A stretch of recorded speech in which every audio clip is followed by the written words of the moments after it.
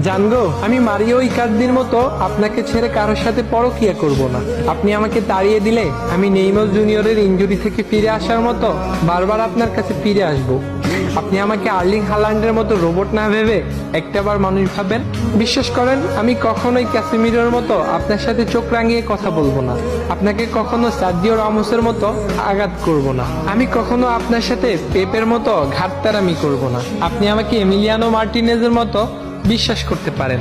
আমি কিলিয়ান এমবাপ্পের গোল মিসের মতো আপনাকে কখনো জীবন থেকে হারাতে দিব না। আমি ক্রিস্টিয়ানো রোনালদোর সিও সেলিব্রেশনের মতো সহজেই আপনার মনে জায়গা করে নিতে চাই। আপনার অনেক বেশি রাগ হলে আপনি সুয়ারেসের মতো আমায় কামড় দিতে পারেন। আমি তখন হিগুইনের মতো চুপ করে থাকবো। আমি অ্যানহেল ডিমারিয়ার মতো আপনার সব কথা শুনবো। আমি রদ্রিগো ডি পলের মতো সবসময় আপনার পাশে থাকবো। আমি রোনালদিনহোর মতো আপনাকে সবসময় ভালোবাসার ম্যাজিক দেখাবো।